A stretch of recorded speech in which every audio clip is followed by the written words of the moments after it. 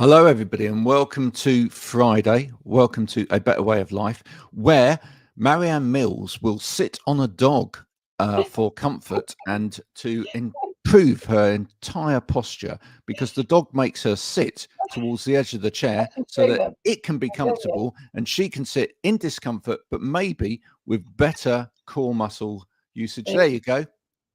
Throughout the entire day. If you want to buy our new posture dog, they are available online now. From a rescue, a spaniel rescue. Yeah, I think there could be a new business venture happening there, which is rescue dogs to rescue your posture. There we are. How about that? And not only that, they're available throughout the rest of the day for walkies and cuddles and comfort.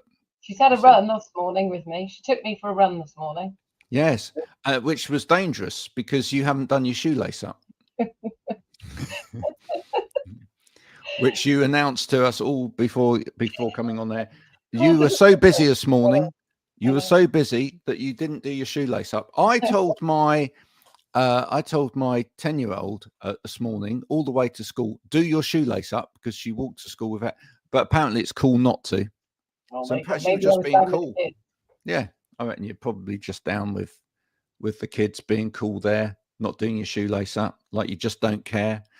Anyway, today's show features special guest Katie Costello, who shall be singing all of her greatest hits. We're going to get her on now to find out a little bit more about her. Katie! Hi! I'm here. Hello, how are you? I'm good, although if I have to sing, I think we're all in from massive disappointment today. Okay. So Elvis wasn't your dad then? Sadly not. I wish. No. When I met you, I said I really liked your name. It sounds like it sounds like Elvis Costello. Well, again, it just sounds like somebody really powerful. Well, you are anyway, but yeah, it just sounds like a name that, you know. Everyone always thinks as well Costello is Italian, but it's actually Irish. So I've sadly got my dad's Irish genes, and I say that with love. I can say that because I'm Irish. But it's something to do with the Spanish Armada invading Ireland back in the day. So it probably is linked to, Italy, Spain, somewhere along the line. But yeah, proper Irish. My dad's side of the family is Irish, and my mum's side is Polish. So really. They don't hope. Oh. Now we met you at the Care Show yes. in Birmingham not that long ago. You managed to get home, which was good. We barely did, didn't we? I mean, the road system coming out of that event was just about absolutely. It nearly resorted me to tears, which is quite something, because it wouldn't let you turn left as you came out of the car. I went, I need to. And I went round and round. I need to go that way. No, you're going to go this way. I didn't tell you where to go. Yeah, because I phoned you and I said, I've just gone a long way wrong because literally the signs went, you need to go this way, you need to go this way, until they said, you need to go back the way you just came. And I was like, I've done it. I've done that. I know. It was awful. It was a very painful experience. There we go. So that was the uncaring. I think I jumped out at you, Katie, didn't I, at the show? I think. No, I came up to you guys. Because I was mooching around, so I felt like a bit of a I felt like I stuck out like a sore thumb, in the sense of I seemed to be very different business-wise to a lot of the other people that were at the Care Show. So I don't have a huge, care home business industry. I didn't have millions of pounds to spend on beds or whatever other, the huge equipment that they were selling. So I was just little old me wandering around, being in this world, interested. And there were very few, for me personally, there were just very few businesses or stands that actually I could have had a mutual exchange with. But that's when I saw you guys, and I walked past initially and then came back and thought, oh, these seem like my kind of people. And then, I think an hour or so later, after putting the world to rights, here we are. There you go. Brilliant. Well, now, Katie, so it's at this point in the show that we normally ask people to say a little bit about themselves and exactly what they do as well. But I think in doing that today, you do need to tell us about the fact that you're a winner as well. Because I can see that over your shoulder there. Yeah, I noticed. Very well placed. Strategically placed camera, yeah. I think I'm probably going to be quite different. I think, Marianne, you mentioned this. Your podcast obviously is very much about a better way of living and life and stuff. I actually come at life from a probably very different angle to most. So I don't know if this should come with a bit of not a trigger warning, but this is obviously difficult for some people to talk about. But I work in end of life. So all of my work and world is around death and dying and supporting people. And actually that's what, bless these lovely people, that's what these awards are for. I'm a funeral celebrant as well, and I won Celebrant of the Year last year, which is that one. Then the Palliative and End of Life Care Awards, I won the Best Influencer and Campaigner because of all the work that I do to talk about stuff, because no one talks enough. And as you are probably getting to know, I can talk for England. And my voice is my superpower, as I say. So I use it for the greater good to share all about the reality of death and dying that nobody really wants to talk about. And I've also, there's another award up there, just you can't see it, it's up there. I was a finalist in another award for funeral information provider for, again, same people as these, for a online session that I run called Dying for a Cuppa. And it's a bit like a death cafe, but it's basically me sharing different bits of information. But what I've done with Dying for a Cuppa as well is turning it actually into a death education program. So there are kind of three strings to my bow mainly, and it's that I am a soul midwife, which is an end-of-life companion. So I support the dying and their families one-to-one from the point of diagnosis right up until death and afterwards, if that's what they wish. And that could be anything from attending appointments, it could be spiritual and religious practices, it could be just talking, it could be helping them make decisions, advocating, I'm just that extra person to walk alongside them as they die. And obviously to be there to support and liaise with families and all sorts. So that's sort of one of my main roles. The other main role is, like I said, as a funeral celebrant. So I'm the person that stands at the front wherever you may decide to have your funeral and lead and host the service for people. And because I've been doing this on midwifery for so long, so many people were asking me to be part of their funeral, whether it be to read a tribute, to read their eulogy or a poem. So I thought, actually, I could do this. Like, why don't I actually do this for people? And I don't do weddings or naming ceremonies or anything. So it's all just end of life. And quite a lot of people come to me for their funerals because they appreciate that I get it. Do you know what I mean? I can understand in some way what they may have experienced in losing their person. So I can look at it from a completely different lens than, maybe some other celebrants. And I've been doing all of this work for about 11 years. So having seen hundreds, if not maybe thousands now of people that have died in many different settings, in many different ways, with many different family dynamics, of many different illnesses, I've actually put that together into that death education program. And the point about the program is as well, it's human. We've got incredible doctors, incredible medical facilities, research, science, like amazing. But actually what we've forgotten in our modern day culture, particularly being very British, is death is a very human event. Actually, it's not a clinical one. So what I'm hoping to do is bridge that gap between the clinicians and the dying bit, and actually bring a bit of humanness and connectedness back to it with all the work that I do. So the education is. We talked about that at the show, didn't we? You were saying about how nobody teaches, that these people aren't taught how to break that news, or it's just not there. Exactly. So even these highly qualified, specialist trained, expert, incredible humans that are doing the clinical stuff don't necessarily have the training on how to be a human being when things get difficult. And that's not a criticism. That's just human. Being human is tough.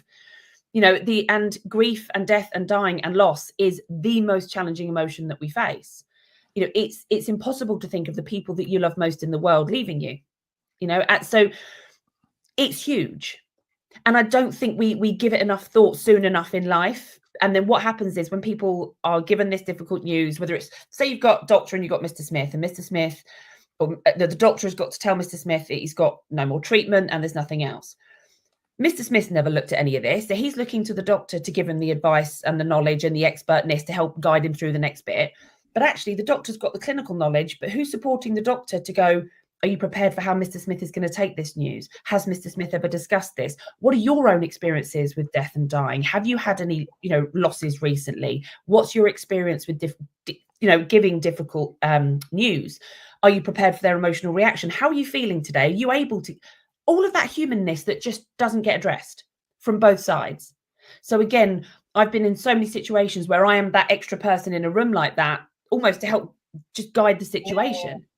Because equally, I can't do the doctor's job, never in a million years. But they may then also not understand or know what I know about what's available for end of life care, the equipment that might be needed, what people might go through emotionally, how the body changes, how their senses change. You know, all of that humanness again is where I can help. And then the doctor does his bit. This is where we should all marry together. Soul midwives, death doulas, end of life companions, we're all there as extra support. We're not instead of, we're not taking away anything. We are trying to add extra love and support to people as they start to die, as well as, you know, if we can support the medical professionals who we already know are massively overstretched and the pressure is huge.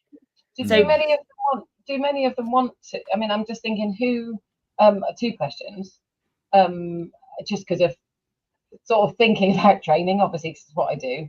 That usually that's sort of like, if it's not necessarily, it's the back of the queue, really, isn't it? When actually that really shouldn't be, because actually that is part of somebody doing their job effectively. I'm going to use that word because it's effectively. They're still doing their job because they're doing that bit of it. Do many ask for it? Is it something that you have to find that work, or it's a mixed bag. I think as human beings, we all have an ego. And that ego serves us to drive us on to, that's part of our ambition. That's what gives us focus.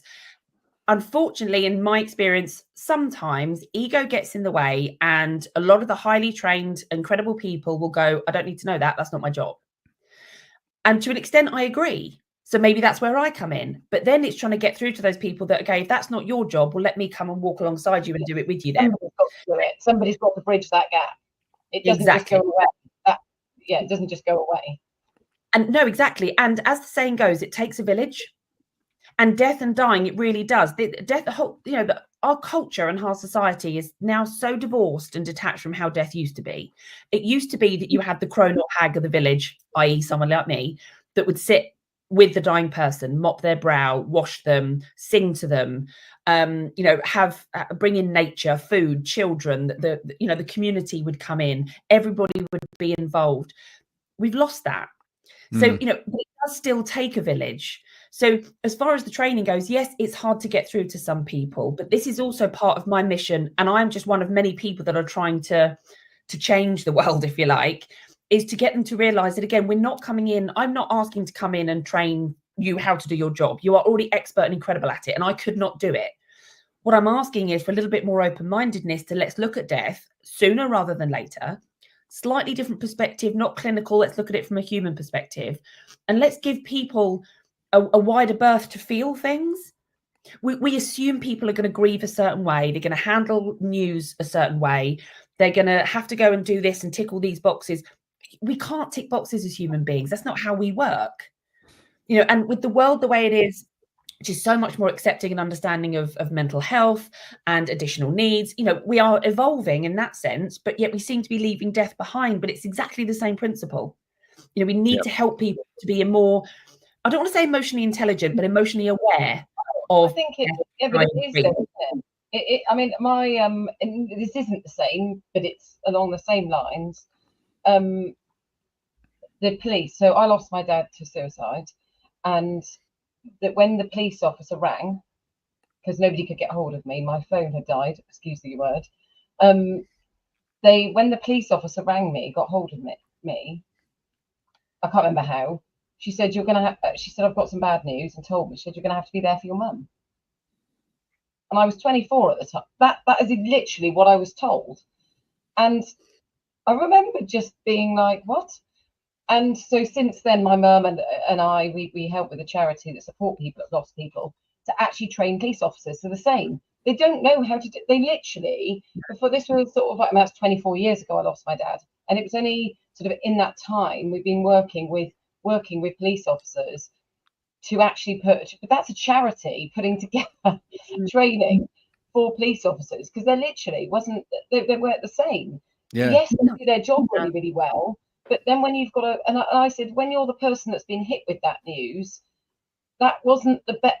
That really wasn't. It's interesting you should say that, because my biggest experience has been when my wife's mum died, that we were so hounded in the hospital by the person trying to organise the donor transplants, etc., that it's completely put my wife off being a donor. Oh wow, yeah. Wow. Okay.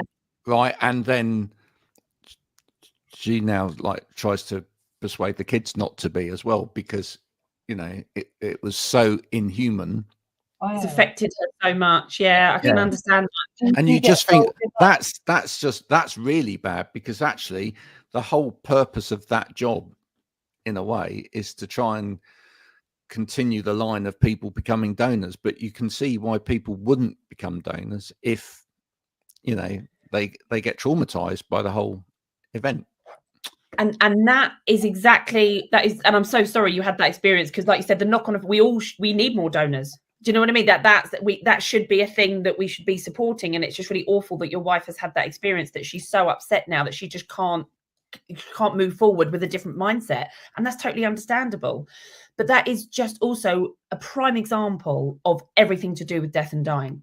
Once something so crucial like that happens, and it gives you that, what I would call a soul wound almost, when it gives you that trauma, when it gives you that really difficult experience that changes your whole narrative and your whole life, that then makes everything doubly hard moving forward, triply, quadruply hard, when it's already the most challenging situation. And that's another, again, a prime example of why we need to talk sooner, and why people need the training to be able to have these conversations, to be aware that actually you're already bringing up something really challenging, but you're bringing it up to somebody who is already, if that person's physical body is still going, they are already in a state of anticipatory grief.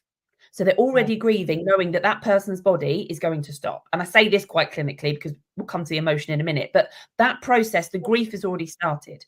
So then if they're asking to be a donor, and that person is still there, they don't appreciate that they are already grieving and in a state of panic and fear and maybe anger and all the other heavy stuff.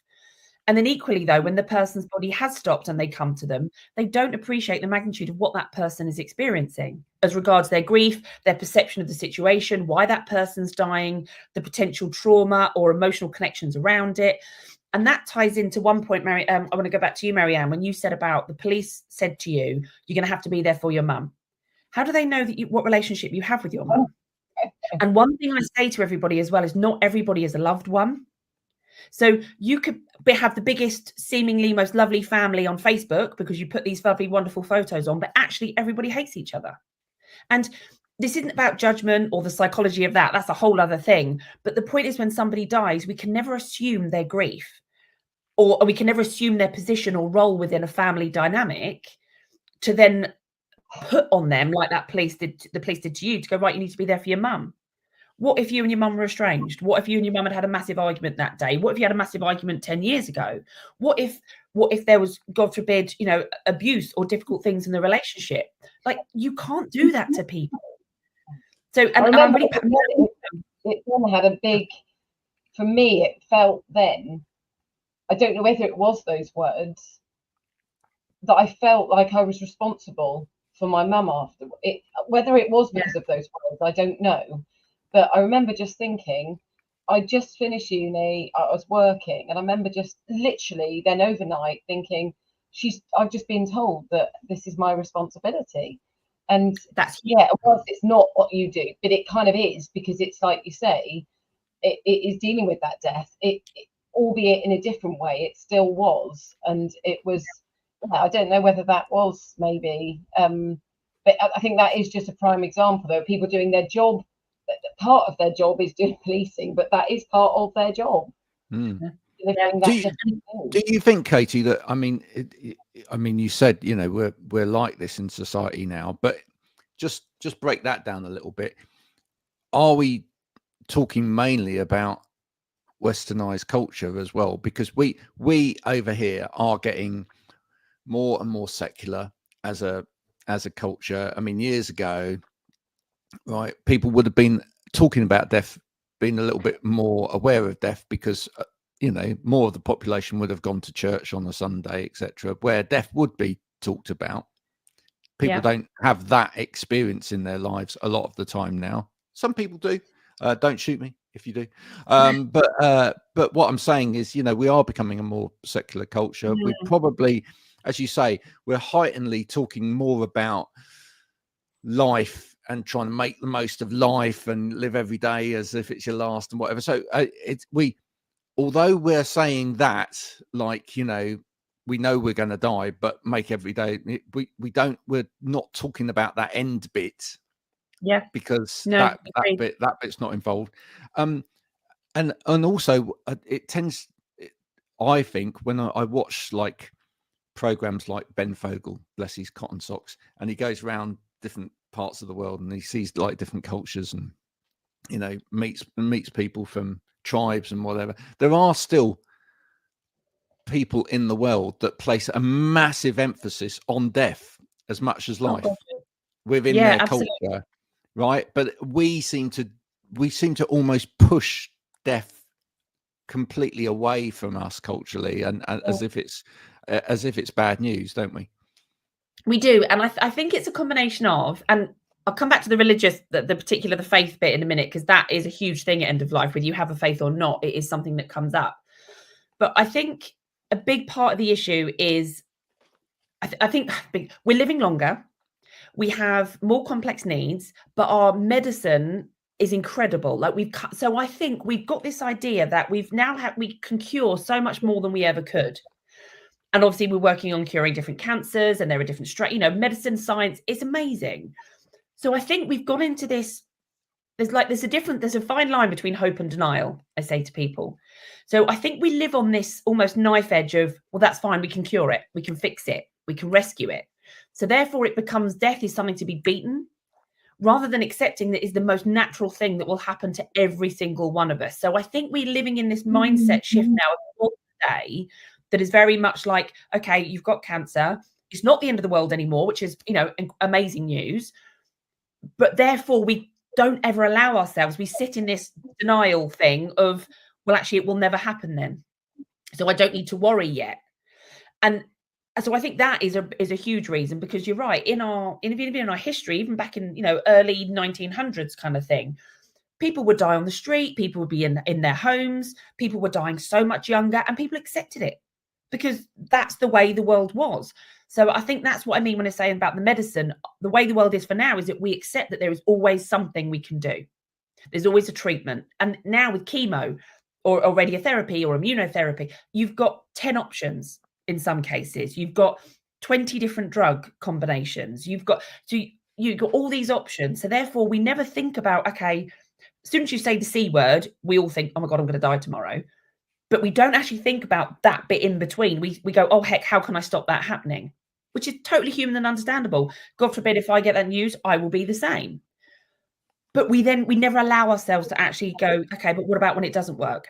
And I've looked after 90 plus year olds that I remember a gentleman, he was bedbound at 92. And he said to me, I can't understand why my legs don't work anymore. I was like, can you imagine how many miles your legs have walked, how many steps you've taken? Your body is so tired. What did you expect to happen? And he said, well, not this, because he'd never, you know, and that's okay. We're very ageist in death as well. We assume that actually when people get in their 90s, they should be okay with the fact that they're going to die soon, which maybe they should. Emotionally doesn't mean they have to be on the page, you know. So and again, in their head, they're probably still 31 or whatever. I'm still 18 in my head at 42. You know? No, because I think also, you know, even when, I don't think it matters. It was a lady, she was like my grandma. She was 96, 98 when she died. And it was great. She kept walking everywhere. And she said, the day that I don't is the day that it's going to, you know, go downhill or whatever. And it still hit me. I remember I was going away. She'd gone into a hospice, which I'll speak to you about in a bit. She'd gone into hospice. And I remember I was going on holiday. I booked to go on holiday and I wasn't going to go. And she said, yes, you are, Marianne. You are. And I just remember having to turn around, and I knew that I wasn't going to see her again. And it was no easier than it was. You know, my dad was 58. And people say, don't they, do you ever wish you could have another day with him? And I said, no, because it would never be enough. I'm just grateful that it would never be, you know, it would never be enough. And I don't think that maybe I don't know if it's made me feel it. For me though, I know that my dad, I know what his thoughts were around dying. I knew that he believed, and I know that some people won't agree in what's it called? Assisted dying. Right. So for me, I knew that he didn't want to get old. He said, I don't want to get old. So for me, I kind of was able to say, well, actually, maybe it was what I don't believe he sort of choose that, but maybe it was how it was meant to be. So for me, you mean. So for me, it was like, whilst I obviously feel sad that he's not with us anymore, I've always put that to bed and said it was his time. And I've always been okay about it. Because and that's the main thing. And this is the other thing. You have to find whatever peace, acceptance or not, like you forge your own way forward, and that's your way forward, which will be different to Graham's, to mine, to Mrs. Smith down the street. That's all okay as well, and we don't allow enough space for that. And this ties in a little bit, Graham, you were saying about secular and faith and things as well. So I think as a society, we have all these assumptions about death, or how people should feel about death, or how they should grieve. And I'm actually a huge advocate for religion. Now, I have quite a deep spiritual faith, but my work is non-denominational. So I support all faiths and none. It's not about my faith. It's about that person's, if at all. I can support them I can be there with the rabbi, or I can be there to read scripture. If that's what people need and want, I can do that. I can't obviously give blessings in the name of God. I'm not ordained, but I can support exactly what anybody needs. And I think, even the people that don't necessarily have a tick box kind of faith and religion all come up at end of life. And I think it's because of that age-old question of what next. And this, in British culture, we have been, and this isn't a dig at Christianity, but there is this idea of heaven and hell, good and bad, light and dark. We've been almost led to believe that actually if we don't do a certain thing, then we're another way. If we're not this, we're that, rather than actually we're all flawed, we're all weird and wonderful, and actually believe whatever makes you feel better. And I think, and I don't think that narrative isn't helpful, but faith itself is helpful. Now, without getting too political about it, because I know faith is obviously such a personal thing, I don't necessarily believe religion is flawed. I think it's us as humans that have tainted and changed religion over the years. It's, for money, power, the church has got things wrong. There's lots to be said about it. But when I talk about faith, I'm talking about what brings you comfort and peace. What brings you strength, what you're able to cling on to because it helps you get through the difficult days or the difficult times. That's faith. And what anybody believes, they don't need to justify to anybody. I don't need to validate my faith to anybody. That's just what I believe, and it helps me every day, and that's fine. The same as it is for everybody.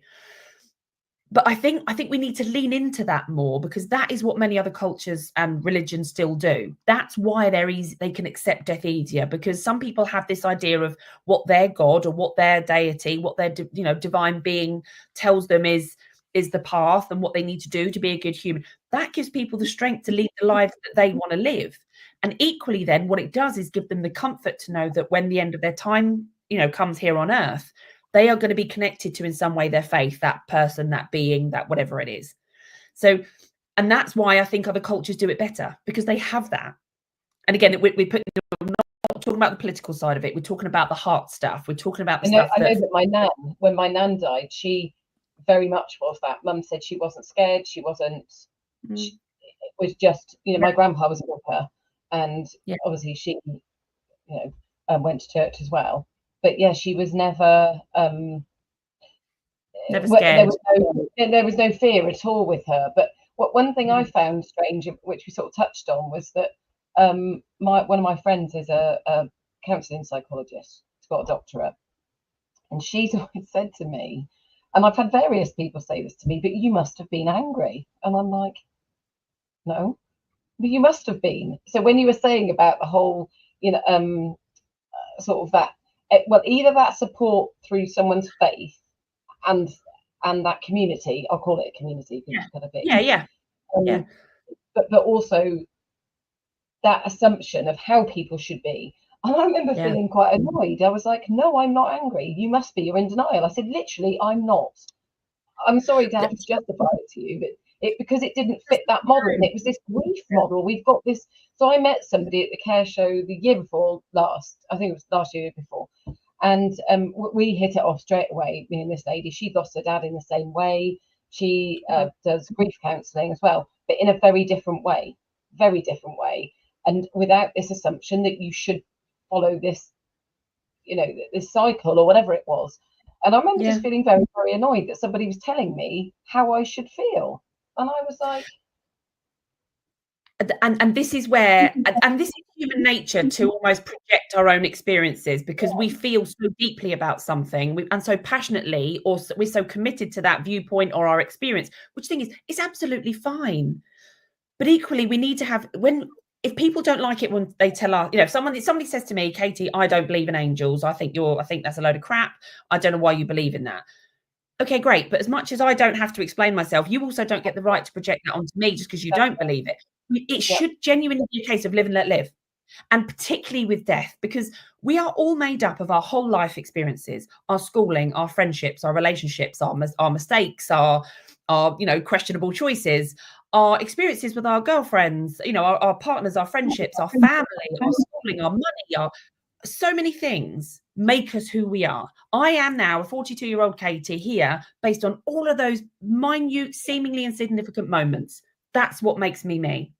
So when I am faced with loss, I am bringing all of that to my lens. That is the lens I'm coming at it through. And that is unique to every single one of us. And we need to understand that when it comes to death and dying. So the work that I do as well, I do a lot of the education, but I'm starting to do a lot more kind of like consultancy work for businesses to have these conversations, to make them more aware. So I've done a couple for like finance companies, HR companies that are just trying to get a better understanding of how to support their staff and their teams, like mental and emotional well-being. When they're dying, or both, I suppose, any of it. Just with their staff. So it's like for humans. I'm just trying to help support and advise humans and support humans to understand all of this stuff that I'm sharing with you now. Like I said, we're all this multitude of stuff that we've gone through. So therefore, businesses can hopefully look back and go, oh, actually, so Flossie, when she lost her mum, did this, but Brian, when he lost his dad, did this. But actually, I understand now that they were never going to be having the same experience. And equally, because Brian has this kind of situation going on, Flossie has this kind of situation. And I use the example as well for people. You can have 10, say, mother-daughter relationships, 10 couples in a room. And all of the 10 mums could have breast cancer, for example. They could all be exactly the same age. They could all live in exactly the same area. But each one of those 10 mother-daughter relationships will be absolutely different. They will be so different, so unique because of the human beings that they are.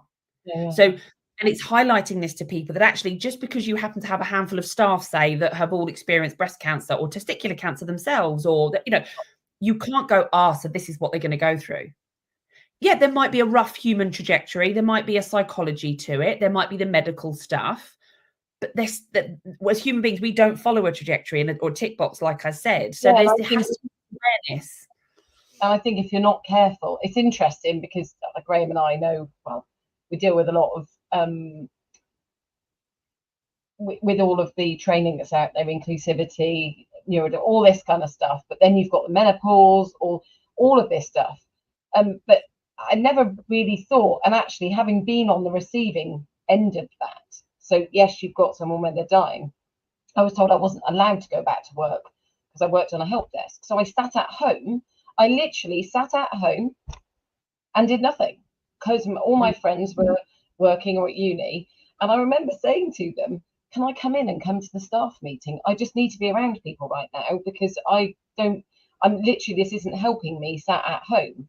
And I remember getting into the meeting and I went, can you all just be normal? Like, just do whatever you normally would do.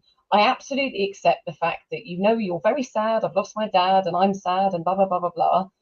But seriously, I'm giving you permission. And then I remember one of them, something happened. Somebody cried about something and they said they felt bad. I said, look, I stubbed my toe yesterday and I cried. It's on a different level of like, and I had to You had to make them feel better. Yes, because I was being treated like some sort of leper or something. And actually, I think really it really would be good, because if the problem you've got probably is if you've got a manager, what will end up happening, and it often does happen, I think, is that whoever's in charge, whatever that is, will be the one who decides how things are dealt with. If they haven't, as you said, if they've not had a good experience, or they deal with it in a very black and white way, probably it's highly likely that the policies or the way that it's dealt with will be the same, which, as you've said, that's not. So my mum went back to work very quickly afterwards because she said, I need to just get on. That's what I need to do. And it was, they were great. You know, she said they were great. She worked for the NHS and they were wonderful.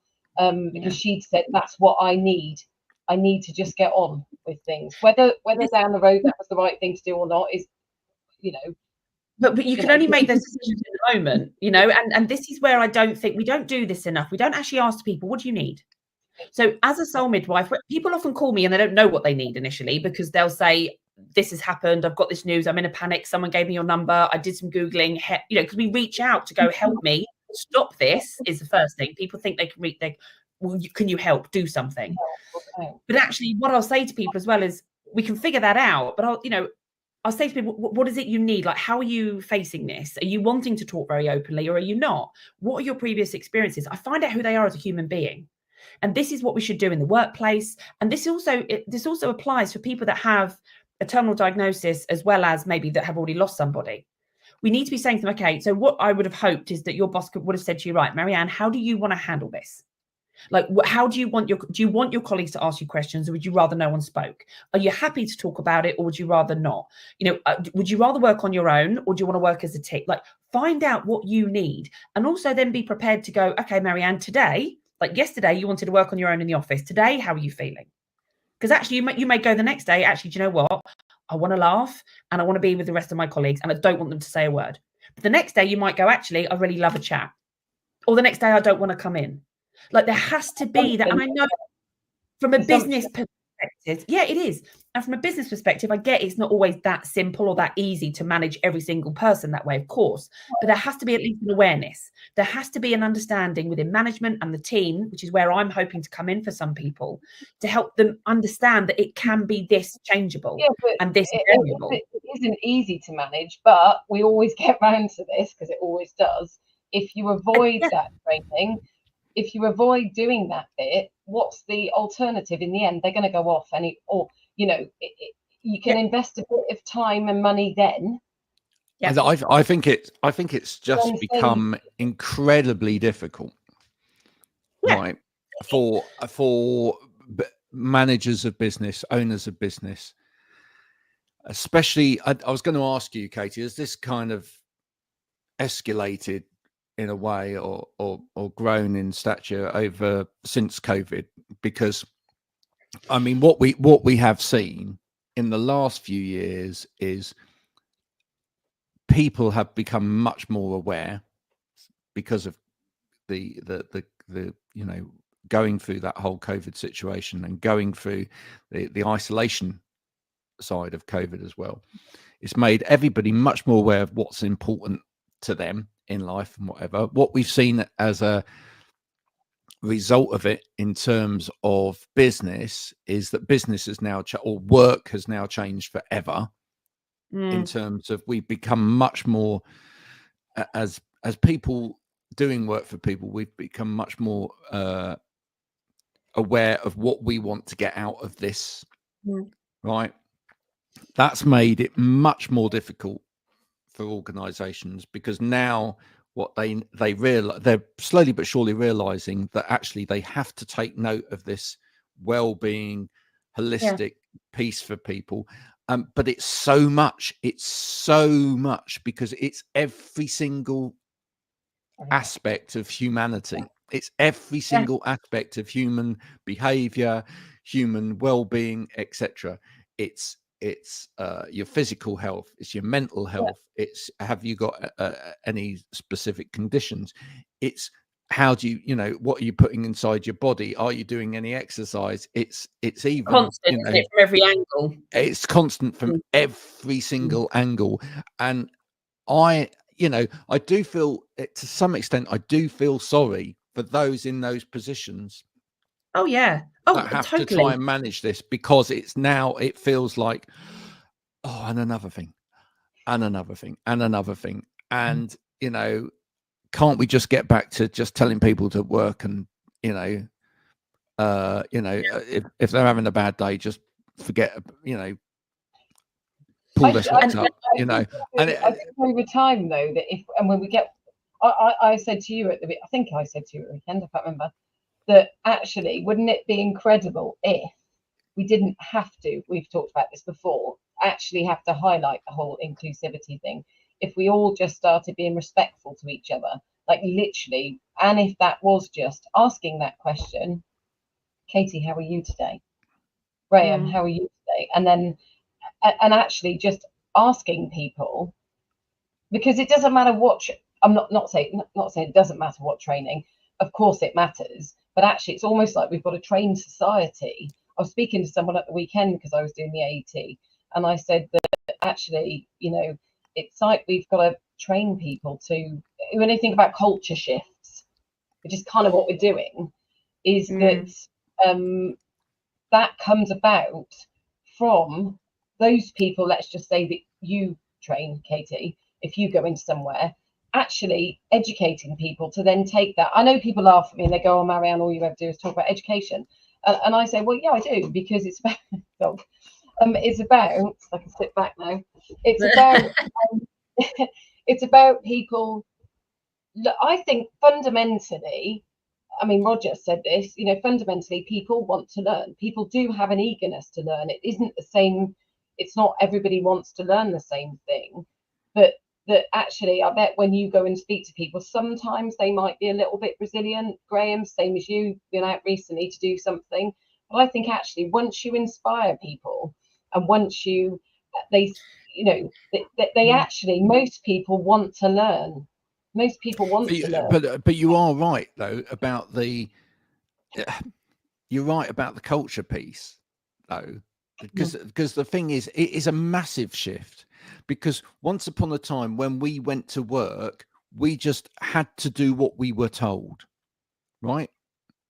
And that's not that long ago in our history. My generation, I was having this conversation. I was talking to my son. I mean, he's 13, but he was talking about jobs and working. And when I was younger, you got a job, you did what you were told, you turned up, you got on with it. Whereas now the kids, Mikey's seem to have this idea of, but if I just want to do that, and if I choose to, I was like, mate, like, if you're going to go out and get a job in the big bad world, like, you do as you're told, mate. Like that's the way of the world. You want to earn money, you need to put the graft in. Like, we know that's life. But and I do agree. I think we are leaps and bounds in some ways, like with mental health, with awareness. Yeah, but I think we are then kind of going backwards in other. And that's what I think COVID did, though. I think COVID, hearing the word death toll, death rates on the day, on the daily, on the TV, I think is equally motivational as it was detrimental, because I think that scared some people, but equally it did make people go, oh, heck, death, dying, mortality. What if I get ill? What if my family get ill? So it did open up a thought process, and it did make us appreciate connectedness. It did make us appreciate how human and how the humanness in our lives really affects us and how much we need it. But it's like when people talked about the clapping for the NHS, that was such an incredible thing as a community, everybody did. Forgotten now. So as much as there are, I think we've either come out of COVID with either this appreciation for life and this appreciation for the people around you, this appreciation for your freedom, this appreciation for your health, or we've come out going, well, it never happened, what does that matter? So, and what I'm trying to do, and it kind of picked me, I've picked the hardest industry to try and change, because what I'm trying to do is essentially get people to face their own mortality, which no one wants to do. So like you said there, Marianne, about, everyone's eager to learn. They're eager to learn when it's something that doesn't emotionally affect them. So I'm trying to get people to learn about death and dying, but that's hard and challenging. And it makes the thought. But I would say your approach would be, so if I just so the you do the celebrant work. So I spoke to you about that when I met you. And for me, I was saying that my uncle, when he died, that was probably the first time I'd sort of come into contact with, I think, or where it really meant something, I guess. And this celebrant was incredible, kind of inspired me then to think, gosh, this is something. And the reason it did was because again, when my dad died, we were very fortunate that it was within a week. We were very lucky that he was buried. Spoke to the vicar. The vicar was somebody, we'd got the old vicar in who knew us. So for me, that was really wonderful. But what got to me was the fact that I said, can I speak at his funeral? I don't think you ought to do that. Well, he saw another side to me at that point in time, which was that stubborn side. And I said, I am. Because for me, that was me. That was my last gift that I could give to my dad, was to, and it was fun. We talked about custard and all sorts of stuff. Because I wanted to make it, I wanted him to be remembered. And so it must really be wonderful to be able to do that, because there is this idea, you go to funerals and it's like, ugh, you know, and it doesn't, even when I brought up the other week on LinkedIn about knowing, I've always said to everybody, I want pink, I want Walking on Sunshine, and people are like, Marianne, I said, no, that's me. I love dance music, I love being happy. And there seems to be this idea of, I shouldn't do that. And I just, my experience of where there's been a celebrant over the traditional, for me, well, it just brings that person into it. Yeah, and you say about approach, and that's why that's where that came in, because that was for the influencing and campaigner, and they said it's because I'm not approaching death in this sad, solemn, head tilt kind of way. Now, I'm a bit like Marmite. Some people aren't going to take to me, and that's fine. We're not all meant to get on or like everybody, but my approach to death, dying, and funerals is open, it's warm, and it's honest. Now, and that's what my training is about. I'm not there to teach people how to do their jobs, but what I hope to do, and you said about, I'm trying to train people to be human again. That's all I'm trying to do. I'm trying to get them to connect back to themselves and connect to each other in a loving, kind way, and an accepting way of, I don't like you and I don't know what you're about and I don't agree with you, but I wish you well over there. Take care. Like, that's what we should be doing if there's nothing that we can, but equally, just let people get on with it. But what I'm trying to do is go, okay, so let them get on with it. You realize you have your perspective and they also have theirs. So it's absolutely okay that you're on different pages with death, dying. And that's how I approach the funeral. It's very open. I and say, right, what do you need? What do you need out of this? Did they have any wishes? Where are we at? What do you know that they like? What have you thought about? And it's about letting people create the funeral, celebration of life, memorial, whatever feeling it is for them, because that's the moment that they then start their onward journey with grief. So if you have the wrong, and you can pick your celebrant, so you don't have to use a funeral director. If you do choose to use a funeral director, which most people do because it does make sense, it's much easier, but you can DIY it. If you choose to use a funeral director, they may suggest a celebrant. But if somebody, say, has seen me waffling on social media and goes, I quite like her, you can call me. Equally, if a funeral director says, oh, have you heard of Katie? And you go, absolutely not, she talks too much. That's fine. You can Google somebody else. Like, you can pick, and the person that leads your service can change the whole feeling of it. It can change your whole experience. I just thought it just felt like a real celebration of that person's life. I mean, we did with my dad, we opted for, we had the, what's it called? Cremation in the morning. And then we opted in the afternoon for a celebration of his life. Nothing prepared me from seeing the box in the church at that moment, a tiny box, but that was neither here nor there. But it was really wonderful because we got that bit out of the way. That bit was done. And then we were able to have that service where we did celebrate his life. And I think it was interesting. I know Coronation Street isn't real and all that kind of stuff, but when I've forgotten his name now, when he died recently of MND, I'm wondering if this is the sort of stuff that comes up for you, that the mum of him, she'd wanted his ashes. I think they must have had a conversation to be taken up into space. Mm-hmm. Which you can do, yeah. Partner or the husband, who was a archdeacon, didn't agree with that at all. He wasn't happy about the whole thing. And I thought, oh God, you must have come across that where actually what the actual person wants that's died, then you have that problem of what the family wants.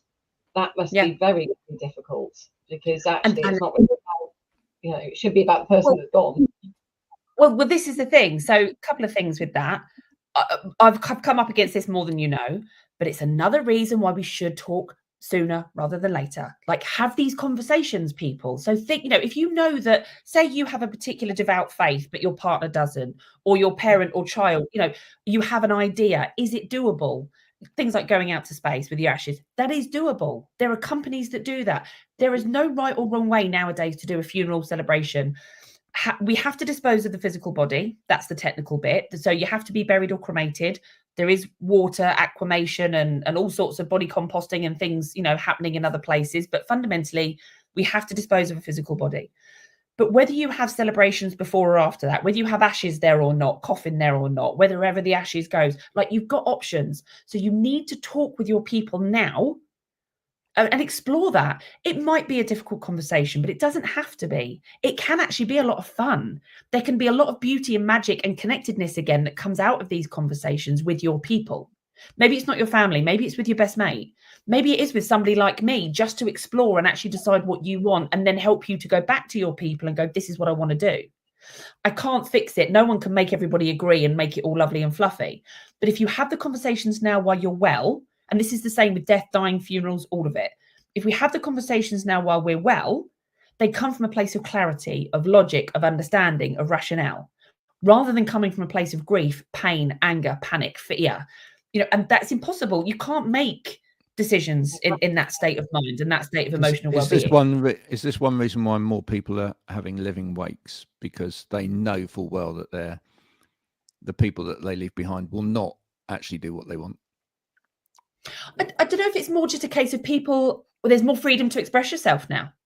There's more freedom. And it's talked about, we lost Chris, I can't think of her surname. She started up the Copperfield. We had like Deborah James for she was Belle Babe, sorry. And then we had Chris from Copperfield, How to Glitter a Turd. She had a living wake, and she had Dawn French as her vicar, as the vicar of Dibley. Brilliant. Which was incredible. And there was a documentary as well about her recently on telly. So when you've got people, not that she was famous, if you like, she wasn't a celebrity, but she put herself out there incredibly, inspirationally so, with her illness and her life, and had this living wake. People were already doing it. It's something that people have done, but she kind of put it out and made it okay and acceptable in normal society. And she made it fun. She called it her funeral. It wasn't a sad affair. And I think people are just realizing that actually, and also it's okay to pat yourself on the back. It's okay to want to be there and hear people say nice things about you. We're very quick to put people down for, all right, think a lot of yourself, all right, modest, and make a joke when people go, yeah, look what I've achieved. Like, look how much I'm loved. Yeah, why it seems a shame to wait so often when you've seen it, that we say, oh gosh, if only, I remember just wishing my dad could have walked it, or thinking he was going to walk in. And just thinking, all these people saying these wonderful things, and I thought, well, why didn't you say those things before? Why? I know. Why don't we? But this, I think there's again so many layers of just being human in this. We should be saying those things, and we say this all the time, and then we don't, because sometimes it's also equally it's so hard to be emotionally vulnerable, even if it's saying nice, positive things to people. Because you feel that you're exposed and you're sharing your thoughts. And also it's then hard to go, I love you so much and I'm going to miss you so much, to that person, to their face, knowing that they're going to be dead soon. So, it's so layered, but I think it can be so liberating for some people. Some people will think it's absolutely a horrific idea and it's disrespectful and it's awful. And that's also fine. They can think that. It's quite a British thing though, isn't it? Like you said, I mean, you're very much like me, Graham, you are as well. That I will say to people, I mean, I find it bizarre. Like, my mum's very much like me, and I will tell someone if they look nice, or I'll say to them something, and people get a bit kind of like, "Why are you saying that to me?" And I'm like, "Why not?" So it's very British. Then you take it through to death, and it's sad, isn't it, that people find it hard. It's weird. Yeah, if somebody pays you a compliment, you think they're after something, or actually we just lost sight of just being kind. Kind, yeah. But I think also just with the living wakes and everything you just said, and like people disagreeing on what you want to do, it brings up a really important question. And I don't think there's a right or wrong. But the important question is ultimately, who is a funeral for? So for some people that I look after as a soul midwife, the funeral that they plan is very much for them. They may feel spiritually, whatever, that they're going to be there. They may feel that actually having control and planning and organizing is actually giving them, you know, the feelings that they need while they're alive, or, you know, dying but still living. They may feel that it gives them a sense of relief to plan it and take that away from their people, their family. They may feel financially they'd rather do things sooner rather than later, because again, mentally it provides clarity. There are so many reasons why people might want to take on the planning of their funeral themselves, and therefore the funeral is about them. The other side of the coin is that actually you could look at it, the person's gone, belief aside, they're physically not here anymore. So the funeral experience is that then for the people that are there, because like I said, that is kind of the start of their onward journey with grief. So if you have somebody that was an Elvis fan and was a really bold character, you know, it probably would be right that you had Elvis music and maybe a bright glittery coffin with pictures of Elvis on, because you can do that. Equally, if you have somebody that has, you know, a faith and is very traditional and would have appreciated and respected the fact that everybody wore black, and they want a particular hymn because that is appropriate for their family and what they believe in and what gives them comfort, that's also okay. But does that give the people that are there what they need? If that's what they know Flossie wanted, then great. I think one of the biggest things that I, again, try and get through to people is that to not talk about your death, I have a level of understanding about, because it is so hard. But what I've, in my 11 years of doing this, everybody finds it easier to talk about the stuff you can tick. So cremation or burial, church or not, celebrant, male or female, for example, colour, yes or no. You know, it's easier to make those decisions because they're not emotionally charged. When you're talking about where you want to die, what room in the house, who you want around you, do you want pain medication? You know, all of those things that create such emotion, of course, that's heavier. But the funeral planning can actually be quite simple. So I really urge people to at least write down, even if it's 3 things on a Post-it. So Elvis, flowers, no hymns, or something. Give your people a hint, because the amount of people that come to me as a celebrant and go, Katie, help. And I'll go, right, you know, what did Dad? I wonder if there's a lot of guilt then of, oh, gosh, I don't know. And I feel like I'm not going to do them justice because I didn't know. Yeah. So it's either maybe people that are dying don't want to talk about it, or it's the people then that are left behind that go, I never asked. This isn't a right or wrong or a judgment thing. It's about the reality of this is hard as humans, but we have to face something. Because trust me, the not talking about it is a million times worse when they're gone. Mm. So if you come to plan your person's funeral and go, oh my God, we never talked about it, you are adding pressure to yourself and, you know, the whole situation when you're already grieving, because you're going, well, what the hell do I do? Where do I start? Am I making the right choices? Who am I making? Like you said, who am I making them? I remember my nan saying to her, she said to my mum, she said, like you were saying about who is the funeral for? She said, I remember looking at the 3 of you at the front of the church, and she said, I didn't feel sad for Roger. She said, because he'd gone. She said, it was you 3. It was you 3. And that's that whole thing, like you said it with a funeral. Actually, you're not, yes, you're going to miss that person, but actually, she said, at that time, at that moment, I felt sad. She said, because my daughter and my grandchildren were hurting. Yeah. And like I said, there's no right or wrong to that question, but I think it's talk about it over dinner. Ask your family. Do you know what? This woman was waffling on a podcast the other day, and she said, you know, who is a funeral for? Have that conversation. You don't necessarily then have to make it about somebody's death, mortality, something specific. It becomes a very general conversation, which actually you can get so much out of. When your person then goes, well, actually, I don't really give. My dad, for example, will say to me, I don't give 2 hoots, love. I'll be gone, long gone, do whatever you want. Know that, and you know that, yeah. Exactly. So I know that I can do that for me. I can do Dad's funeral for me. Yeah. Because actually, I know my dad genuinely couldn't give 2 hoots. So, you know, and as much as everything I do, my dad still won't really talk about the deeper stuff. So but then we have the relationship where I can take the Mickey and probe, and he'll go, yeah, whatever, love. No, don't worry about that. You know, he'll kind of fob it off. But because I know him so well, and I brought these things up in general, we've talked about stuff in a roundabout way without having for it to be a heavy, difficult, emotionally challenging situation. So it is doable, but we've got to start somewhere, because honestly, the heartbreak I see in people when no conversations have been had, it's just awful. And then it then has a knock-on effect for the rest of their life and everybody around them. Like, life changes forever when you lose somebody that you love or care about, or somebody that has impacted your life. when they die, we change. We all do. Even if that person's been in your life for 5 minutes, you know, it could be a whole lifetime. You change because you are now walking along in your life with grief and not them. So, you know, we have to be prepared for that, and to talk and to have some level of understanding or knowing will help your grief, but it will ultimately help your life as well. Get very brave heart about time. We've run out of time, but it was so good to have you on, Katie. Thank you so much. No, thank you so much. If you've been affected by today's conversation in any shape or form, or you just want to have your opinion on today's conversation, please do get in touch. And Katie, I'm sure, would be happy to answer any questions from today. Absolutely. This has been a better way of life, folks. Life, death, it's all one thing, really, as far as I'm concerned. And we'll be back same time, same place next week. Until then,